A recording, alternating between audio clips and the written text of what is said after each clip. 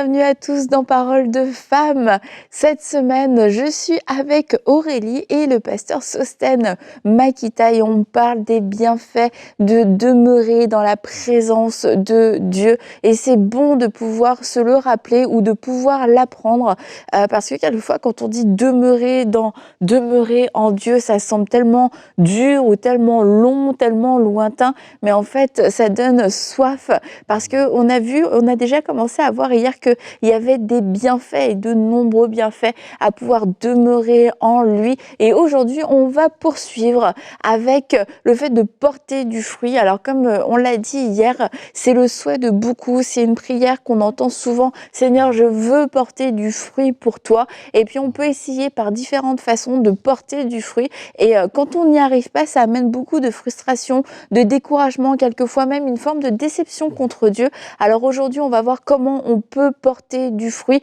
à la façon biblique, à la façon dont Dieu veut qu'on puisse porter du fruit. Et je crois que ça va être plus simple que ce que vous pensez peut-être. Et Sostène, tu vas être là avec nous pour nous encourager, pour nous dire comment on va porter du fruit. Oui. Oui. C'est ce que nous allons voir, effectivement. Attends, aujourd'hui, on peut te présenter. Allez, on le fait. On fait une petite présentation. Alors, pasteur Sostène Makita, pasteur à Argenteuil. Église en action. Arrête, je le savais pour une fois que je connais bien mes devoirs. Vas-y alors. Église en action. Tu as aussi développé une formation qui est accessible en ligne, l'Université Connexion. Et on peut trouver toutes les informations sur universitéconnexion.com ou .fr. Ou bien sostenmakita.com. Et voilà, ou sostenmakita.com. Et c'est une formation que tu as mis en place pour les gens qui ne sont pas pasteurs, mais pour plus les leaders, c'est-à-dire finalement beaucoup de gens dans l'Église et qui ont le désir d'approfondir ou de stabiliser leurs connaissances bibliques. Et toi, tu as pris tout ce que tu as pu recevoir en connaissances bibliques, théologiques, profondes, compliquées, et tu l'as rendu accessible, plus simple, pour que nous tous, nous puissions avoir accès à cette connaissance qui jusque-là nous était inaccessible. Alors merci de l'avoir fait pour nous. Pas extrêmement, pas tant que ça, c'est quand même accessible. Mais on le rend en tout cas plus simple. La doctrine chrétienne, moi quand j'étais jeune chrétien, on m'expliquait par exemple le Saint-Esprit dans l'évangile de Luc, Jésus dans l'évangile de Jean.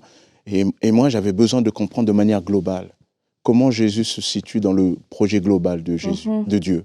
Comment le ministère du Saint-Esprit, comment appréhender cette Bible que j'ai entre les mains. Et c'est ça qu'on appelle la théologie systématique. C'est prendre un sujet et le traiter de manière globale. Donc, quand on sort de là, on peut dire « Ah, je sais comment ce sujet est traité dans la Bible. » Voilà. C'est ça l'objectif. C'est des cours de doctrine, quoi. Mais adaptés pour les leaders. Toujours un plan simple. Ma description était plus vendeuse, mais bon. C'est vrai. C'est pour ça qu'il y a des professionnels. Cours de doctrine. Tu penses que là, j'ai fait peur avec des mots, là. Non, vous allez voir, écoutez Annabelle, elle a raison. Voilà, elle a raison, écoutez-la. Et on l'a même pas dit, mais tu nous as dit que tu savais cuisiner, que tu t'étais occupé de tes enfants, mais t'es papa de 3 enfants, ils sont quand même assez grands, hein, tes enfants, 18, 15, Noah 18 ans, Yanis 15 ans et Ambre, Léane 13 ans. Ok, d'accord. Et t'es marié depuis combien de temps? 21 ans. Depuis 21 ans. 22 ans. 22 ans cette année. Depuis 22 ans cette année. Je sais qu'il ne faut pas se tromper sur les dates. Non, tu viens de te tromper, mais bon, t'inquiète pas, on n'est que tous les droits. Je me rattrape. On n'est que tous les droits, ça restera. Je suis marié le 21 juillet 2001. Donc, avec ton épouse, Samuel, qui est à tes côtés aussi à l'église Argenteuil, où vous faites un beau travail. J'espère qu'on aura aussi la grâce de pouvoir la rencontrer. Samuel, nous te saluons. Et donc, aujourd'hui, après cette présentation quasi sans faute, j'ai envie de dire, eh bien... On effacera mon intervention. Oui. mais je sens que tu vas dire des bonnes choses là après. On va essayer, ouais, on va essayer. Qu'est-ce que je veux dire? On va avoir tous tes partisans qui vont dire: «Ah non, Annabelle» et tout ça. Non, c'était super sa présentation et on n'efface rien du tout, c'était génial. Continuons, portons du fruit ensemble. Et donc un des bienfaits aussi et une des conséquences en fait de pouvoir demeurer en Dieu, c'est de pouvoir porter du fruit. Et comme on le disait, quelquefois porter du fruit, on a l'impression que c'est quelque chose qui va être difficile et qui vient encore une fois de nous.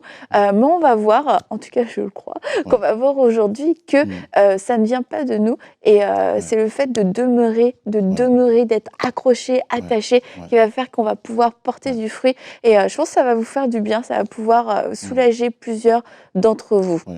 Bah, c'est comme, en fait, il y a un côté déjà, entre guillemets, passif, très simple. C'est un peu comme dans une relation. Quand vous êtes en relation avec quelqu'un de positif, quelqu'un de bienveillant, quelqu'un voilà, qui distille quelque chose de bon, eh ben, cette personne a tendance à vous influencer aussi. Mais quand vous êtes avec quelqu'un, je ne sais pas moi, de tendu, etc., de nerveux, vous avez tendance, vous aussi, à être un peu énervé. Et quand on est dans la présence de Dieu, le Saint-Esprit vient aussi faire cette opération de, en quelque sorte, influencer notre caractère. Et ça, c'est très important, mais ça vient de la relation. Plus je suis en relation avec Dieu, eh ben, plus les fruits de l'esprit, plus le caractère de Dieu aussi se développe en moi. Bien sûr, il y a une dimension aussi active où je dois le laisser agir parce que il y a des fois, tout n'est pas toujours très, comment dire, simple. Hein, même, c'est comme dans la vie de tous les jours, il y a aussi des efforts à faire. Mais il y a certaines choses, dès qu'on laisse, quand on cultive notre relation avec Dieu, quand on demeure avec Jésus, quand on veille à la communion avec le Seigneur, ça c'est certain. Dieu influence notre vie. Et ça, c'est ça le premier fruit. On ne peut pas dire, voilà, moi je crois en Jésus et finalement ça ne se voit pas. Et j'avais fait à Argenteuil 7 points de prise de température de ma relation avec Dieu. 7 points de prise de température de ma relation avec Dieu. Tu nous les donnes? Hein? Tu nous les donnes? Non, si. Je me rappelle, par exemple, est-ce que ta relation avec Dieu est toujours comme au début? Ça, c'est un des premiers points, etc., etc. Mais bon, sinon, je vais m'égarer avec ce que je veux. Oh, d'accord. Voilà. Si tu veux, vous m'inviterez une autre fois et je développe. Et c'est tout. Voilà. Et c'est tout. Voilà. Aujourd'hui, c'est pas ça le sujet, Annabelle. C'est pas ça le sujet. Alors, on se recentre un petit peu et voilà. On est en forme aujourd'hui. Et donc, qu'est-ce que j'étais en train de dire en plus? Tu m'as coupé. On parlait de porter du fruit. Oui, on portait du fruit. Oui. Donc, quand on est... ça, c'est un signe important. On ne peut pas dire, par exemple, que je suis chrétien et que les gens ne le voient pas. La foi se voit. La foi se voit dans notre changement. Et je dirais même, il y a intérêt à ce que les gens le voient. Je ne sais pas, mais je pense que beaucoup ont vécu quand ils ont donné leur cœur au Seigneur. Et il y a même des personnes, souvent, les gens disent, mais le lendemain, souvent d'une expérience forte avec Dieu, certains ont dit, mais je ne sais pas ce que, je ne sais pas quoi. Il y a quelque chose qui a changé chez toi. Et ça montre déjà l'œuvre de Dieu qui a démarré. Donc, la foi, l'opération, la présence de Dieu en nous doit se voir. Et ça, c'est les premiers fruits. Ça se voit dans notre tempérament. Souvent, il y a des gens qui étaient un peu plus, souvent, stressés, nerveux. Et là, on les trouve plus apaisés. Voilà. Ça, c'est les fruits aussi de la présence avec Dieu. Mais quand on parle des fruits, on ne parle pas simplement de changement de notre caractère, mais c'est aussi, d'une certaine manière, notre nouvelle manière de voir. Lorsqu'on demeure en Jésus, c'est d'abord notre nouvelle manière de voir. On développe une nouvelle manière de voir. C'est notre manière de voir les choses qui doit d'abord changer. Notre manière d'appréhender le monde. Je dis toujours que lorsqu'on est sans Dieu, on a 5 sens. L'ouïe, l'odorat, le toucher, la vue, etc. Et ça, c'est notre manière de rentrer en contact avec notre environnement. Mais lorsque on vient avec Dieu, alors on accède à Dieu par la foi. Et là, Dieu, qu'est-ce qu'il fait? Il nous appelle à voir différemment. On ne peut pas être dans la communion avec Dieu sans que notre manière de voir les choses aussi se renouvelle en quelque sorte. Par exemple, il y a telle situation là où on avait tendance à paniquer, mais on se trouve plus apaisé. Parce qu'il y a quelque chose là qui a complètement changé. Mhm. Donc souvent, le fruit, c'est d'abord notre première manière de voir notre environnement. Ça, c'est fondamental. Ouais, c'est super important de parler de ça. Parce que justement, quand on va demeurer en Dieu, mais ce qui va se passer, c'est qu'il va déteindre sur nous. Ouais. Et quand Dieu déteint sur nous, c'est normal que tout change. Ouais. C'est normal que notre façon de voir la vie change. C'est normal que notre façon de percevoir les choses change. Même nos envies, nos désirs, Ouais. quelque part, sont appelés à changer parce qu'on a commencé à demeurer en Dieu. Et il y a une chose que je dis souvent, c'est que plus tu demeures en Dieu, ben, comme on a dit, il déteint sur toi. Mais à un moment, tu vas réaliser que il n'y a pas que toi qui compte. Parce que tu es dans la présence de Dieu, lui, il compte aussi. Oui. Et parce qu'il compte, il va t'intéresser aussi vraiment pour ce qu'il est. Et quand Dieu va t'intéresser, ben, de fait, tu vas voir que les gens intéressent Dieu et toi, tu vas ouvrir les yeux et tu vas commencer à t'intéresser aux gens. Et c'est comme ça que ta façon de vivre avec les gens va changer, ta façon de les traiter et tout. Tu vas aspirer à développer le fruit du Saint-Esprit. Et tout ça aura un impact significatif dans la vie à différents niveaux, en fait.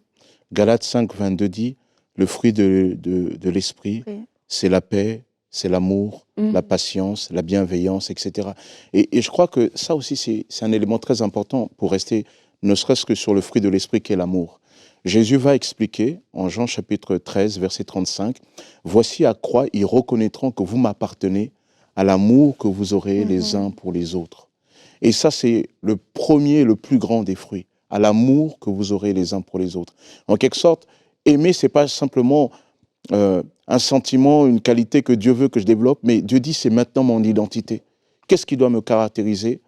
Le fruit qui doit me caractériser, c'est l'amour. Et l'amour, pas d'abord des sentiments. Vous voyez, souvent on aime bien être un peu tactile, oui, je t'aime, etc. Mais l'amour, dans la Bible, c'est quelque chose de très concret. Dieu nous a tellement aimés, qu'est-ce qu'il a fait concrètement? Il n'a pas dit depuis le ciel, hey, je vous aime. Bon, non. Il nous a tellement aimés, qu'est-ce qu'il a fait concrètement? Il est venu en nous dans la personne de son Fils. Il nous a tellement aimés, quand le Fils est monté, il nous a envoyé l'Esprit pour être avec nous. Donc l'amour est quelque chose de concret. Et le premier signe que la Bible nous dit, en quelque sorte, que le fruit de demeurer en Jésus, comme Dieu est un Dieu d'amour, ben c'est nous-mêmes aussi commencer à développer de l'amour pour les autres. Et d'ailleurs, si vous regardez le discours de Jésus dans ce qu'on appelle le discours sur la montagne, hein, c'est tout ce qui est un peu Matthieu 5, 6, 7, comme ça.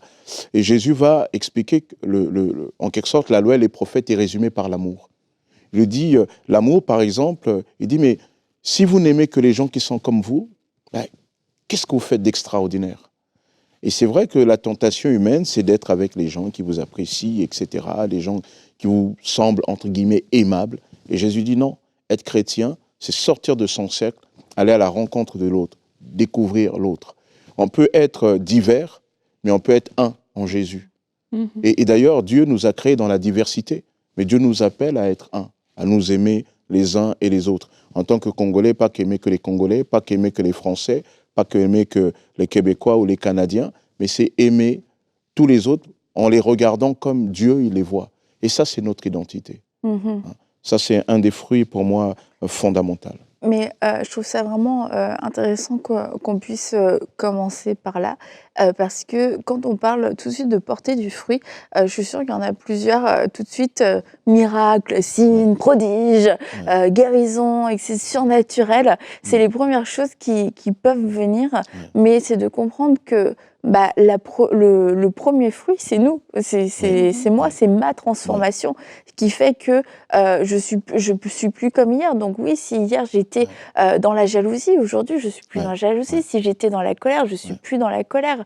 Si j'étais dans l'exclusion, dans le racisme, le jugement, des choses comme ça, mais aujourd'hui, je ne suis plus comme ça parce que j'ai les fruits de l'esprit, je manifeste, je porte ce fruit de l'amour qui m'amène à avoir un regard différent différent sur les situations, mais un regard différent sur l'autre. Et ça, c'est porter du fruit. Et peut-être que vous portez ce fruit, mais que vous l'avez déjà complètement méprisé et que depuis tout le temps, vous dites, bah, moi, je porte pas de fruit, je porte pas de fruit, je porte pas de fruit. Mais regardez déjà à votre vie, comment vous avez été transformé et comment votre ancien vous aurait réagi. Comment est-ce que il y a 1 an, il y a 2 ans, est-ce que vous auriez réagi? Est-ce que vous auriez pu pardonner? Est-ce que vous auriez choisi de bénir cette personne qui peut-être a dit quelque chose de pas très sympa sur vous? Et aujourd'hui, peut-être, oui, vous l'avez béni. Et ben ça, c'est du fruit, Oui, et ça, c'est un bon fruit. Ouais. C'est le fruit d'un caractère. C'est très intéressant et c'est très bien que tu rappelles ce côté de le rapport, par exemple, au miracle. Voilà, moi je suis en Jésus, je dois annoncer l'évangile, Seigneur produit les miracles, et on dit, voilà, le fruit, c'est les miracles. Mais non, c'est pas ça qu'on appelle les fruits de l'esprit. Ça, c'est des actions de l'esprit qui viennent confirmer la parole. Mais le fruit de l'esprit, c'est véritablement une transformation de notre caractère. Et ça, c'est la conséquence de notre relation. Parce que souvenez-vous, dans les évangiles, Jésus dit une parole terrible.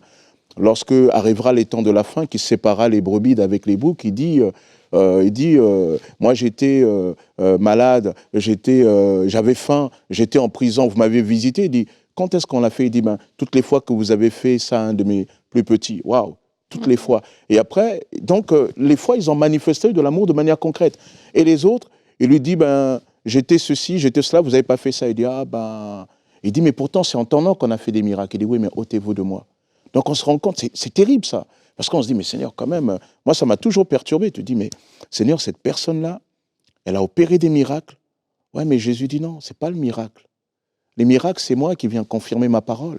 Mais ce que je veux, parce que la foi, c'est d'abord une relation. Et cette relation, elle doit te transformer. Au contact, à mon contact, tu dois te transformer. Moi, j'ai toujours remarqué, et je connais des hommes de Dieu comme ça, qui sont remarquables, et vraiment, hein, et ces personnes-là, j'en ai un, par exemple, que quand j'étais professeur, quand j'étais étudiant, à la fac, voilà, c'est parce que je pensais à lui en tant que professeur.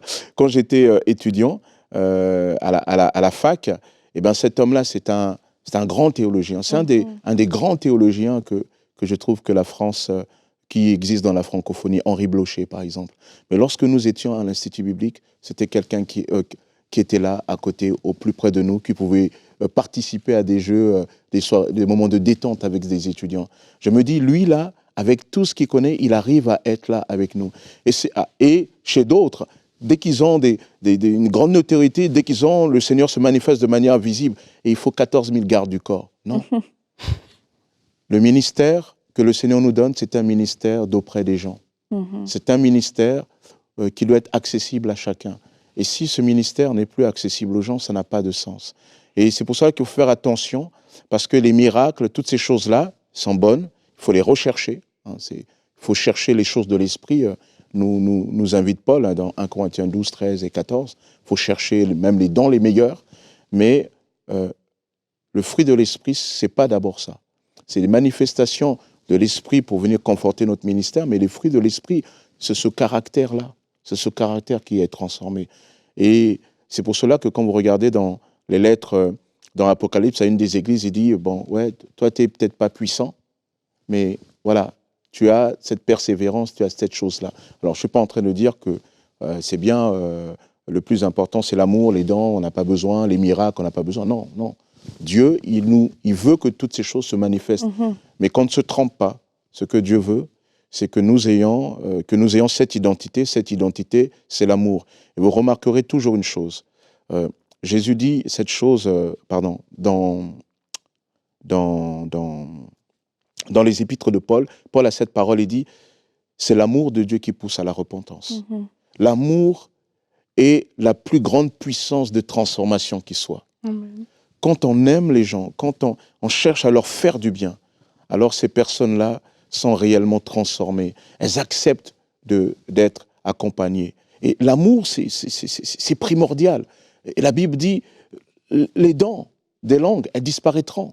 La prophétie, elles disparaîtront. La seule chose qui demeurera, c'est l'amour. Parce que Dieu est amour.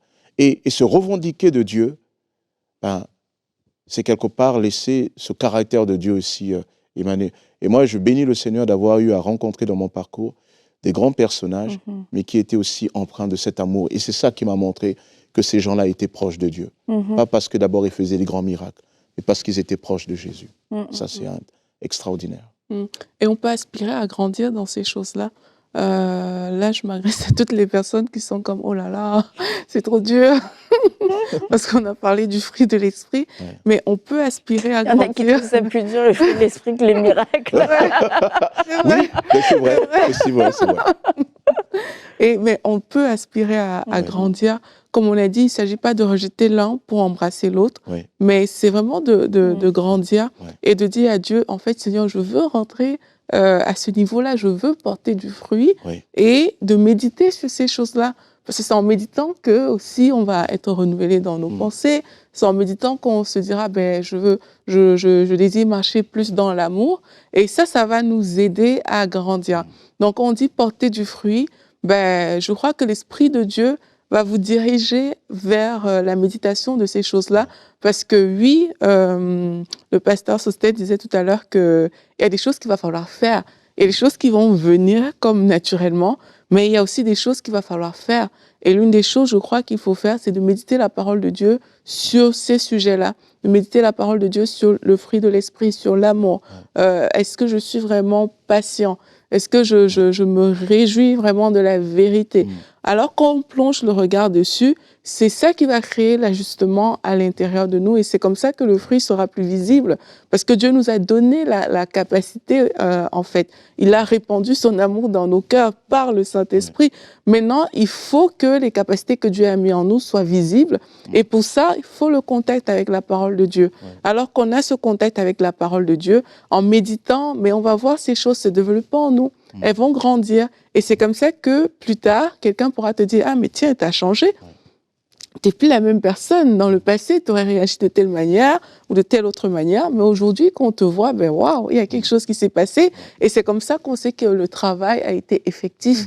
Et moi, j'aime trop quand les gens me disent, des gens qui m'ont pas vu depuis des années, « Ah, mais t'as changé. » Tu fais, qu'est-ce que tu crois? Amen. Il y a une partie du truc qui doit travailler encore. Mais moi, une fois, je me souviens, j'avais rencontré, une amie m'avait dit au début quand j'avais rencontré Jésus, elle m'avait dit, ah, mais Annabelle, bah, moi, je trouve que t'as pas changé. Ah, ça m'avait fait mal. Je te dis, ah, j'ai pas changé pour elle. Je dis, ah, mince, c'est un échec. C'est un échec. Franchement, ça m'a fait mal. Donc, oui, Aurélie, et même les gens qui te côtoient au jour le jour peuvent dire, tu as changé, Aurélie. Alléluia. On a besoin de cette parole. Dans le domaine de l'amour, de la patience, il faut souvent rappeler aussi aux gens que l'amour vient de Dieu. Dieu est amour, l'amour vient de Dieu. Et que l'amour, on ne le fabrique pas. Mais par contre, l'amour, on le décide. Et ça, c'est très important. On le voit via l'interpellation de Jésus. Il dit « aimer ». Je vous donne un exemple qui m'est arrivé. Une fois, il y avait une situation dans mon ancienne église et j'avais du mal avec une personne. Et oui, en des pasteurs, on peut avoir du mal avec des personnes. Et vraiment, ça n'allait pas. Un soir, je suis arrivé et j'ai vu cette personne sur le devant. Waouh! Quelque chose mais comme une sorte de colère, presque de haine qui m'a saisi comme ça. Parce que bon, c'était un contexte particulier. Et j'ai dit au Seigneur, quelle que soit la raison, je refuse cette haine-là. Et ça m'a pris vraiment comme quelque chose difficile à vous débarrasser. T'as saisi. Oui, qui m'a saisi. Et j'ai dit, Seigneur, tu vois, par moi-même, j'ai du mal à aimer cette personne. Mais aujourd'hui, ce soir-là, maintenant, je décide, Seigneur, de l'aimer pour toi. Alors, Seigneur, c'est ma décision de l'aimer. Alors, communique-moi cet amour. À cet instant-là, j'ai une visitation particulière de Dieu. Mon regard sur cette personne a complètement changé ce jour-là. Pour dire que Dieu m'a montré qu'en fait, quand souvent on a du mal à aimer, décider d'aimer, décider de pardonner, décider de faire du bien à l'autre, ça nous appartient. Mais la force nous vient de Dieu. Alors peut-être il y a des fois on dit, Seigneur, je n'ai pas la force de pardonner, je n'ai pas la force d'aimer. Dieu te dit, je ne te demande pas d'avoir la force, je te demande de décider. Ça, décider, ça t'appartient. Tu as au moins la force de décider. n'as pas la force de créer l'amour en toi, tu n'as pas la force de créer complètement le pardon, mais tu as la force de décider. Quand tu es décidé, c'est là que le Saint-Esprit vient déverser ce fruit, qui est l'amour, qui pardonne tout, qui espère tout, qui supporte tout, etc. Ça, c'est notre décision. C'est très important parce que sinon, on a souvent l'impression, vous savez, il y a des fois, on a dit, ouais, mais je l'aime, mais je ne le sens pas. Non, on ne te demande pas de sentir. Dieu te demande de décider. Parce qu'il n'y aura aucun moment où tu sentiras le moment de pardonner. Et je vais même dire une chose, c'est que plus vous restez dans le non-pardon, plus vous vous enracinez dans le non-pardon, plus il devient difficile de pardonner. Voyez ? C'est pour cela que quand ça arrive, il vaut mieux décider tôt de pardonner. Et ce n'est pas simple. C'est pas simple. Parce qu'il y a des fois, on peut être fatigué. Moi, je me souviens, ça m'est arrivé en tant que pasteur, il y a des fois, vous êtes là, vous faites du bien aux autres, etc. Et un jour, on vous fait du mal. Et de manière injuste. Et vous avez, souvent, vous ne dites pas que je ne vais pas pardonner, mais vous vous protégez, vous gardez la distance. Vous vous rendez compte, Dieu dit, mais non, ce n'est pas ce que je veux pour toi. Ce n'est pas ce que je veux pour toi. Il y a des choses comme ça. Et c'est important, en tout cas pour moi, de rappeler ce côté-là de la décision de pardonner, la décision d'aimer, ça nous appartient. Dieu dit, tu aimeras. C'est pas, tu sentiras l'amour, non, tu aimeras. C'est toi qui décides. Mais par contre, lorsque tu te décides à ça, lorsque tu décides à honorer Dieu par l'amour, en portant cette identité de Christ, alors à ce moment-là, eh ben, le Saint-Esprit vient t'aider en versant le fruit. Et ça, c'est fondamental. Ouais, ça veut dire au final que la décision de porter du fruit nous appartient. Oui. Parce qu'effectivement aussi, Oui. quand on parle de porter du fruit, on a cette tendance-là à penser que c'est Dieu qui va le faire, c'est lui qui le fait, mais il a cette avec notre décision, concours. c'est ça. Il y a cette décision qu'on doit y aller et dire, Seigneur, je veux porter du fruit, je veux le faire, je veux marcher dans l'amour, je veux être bienveillant. Tous les fruits de l'esprit doivent être notre partage cette année. C'est un bon défi à relever. Et Annabelle, elle ne peut pas relever le défi. J'ai pas dit ça. Pourquoi tu dis ça? Non, mais c'est vraiment le challenge. Mais c'est un beau défi, vous imaginez. La foi chrétienne, ce n'est pas d'abord d'aller à l'église, ce n'est pas d'abord seulement de chanter, de louer Dieu, qui est un élément constitutif de notre culte à Dieu. Mais la foi, c'est une relation, et cette relation se voit, et comment elle se voit premièrement? En aimant. Et ça, c'est un challenge. Dieu dit, tu aimeras ton prochain. Et je vous assure, il y a des gens, souvent, ils ne nous aident pas à les aimer. Hein. Il y a des gens, ils sont, vous en rencontrerez. Mais Dieu dit, et le challenge, c'est que, il ne te paraît pas aimable, décide quand même de l'aimer. Ouais, et vous savez que quand vous aimez quelqu'un, il y a aussi un autre phénomène qui se passe. La Bible dit, l'amour parfait bannit la crainte. Je me souviens, quand j'étais, j'habitais chez ma mère, souvent j'ai évangélisé, en face de notre bâtiment, il y avait un parc, et là, il y avait souvent des gens drogués. Et il y avait un gars, tu le voyais, yeux noirs, tout ça, tu n'avais pas envie de l'approcher. J'ai dit, mais Seigneur, il a quand même besoin de toi. Et comment le Seigneur m'a aidé à approcher cette personne-là, c'est que j'ai dit, Seigneur, donne-moi de l'amour pour cette personne. Et je me suis rendu compte qu'en venant avec un regard d'amour, une disposition d'amour, eh ben, la personne, elle me recevait. Et en fait, on se rend compte que quand vous aimez les gens, vous n'avez pas peur de les approcher. Et la personne aussi, quelque part, quand elle ressent l'amour, elle n'a pas peur, finalement, de vous accueillir aussi. C'est très important, cette notion d'amour. Et j'aimerais terminer en relisant notre passage de référence dans Jean 15. Jean 15 au verset 4. « Demeurez en moi et je demeurerai en vous. Le sarment ne peut pas porter de fruits par lui-même sans rester attaché au cep. Il en va de même pour vous. Si vous ne demeurez pas en moi, je suis le cep, vous êtes le sarment. Celui qui demeure en moi et en qui je demeure porte beaucoup de fruits, car sans moi, vous ne pouvez rien faire. » Et je vous encourage, si vous êtes dans la situation « je ne peux rien faire », eh bien reconnecte-toi.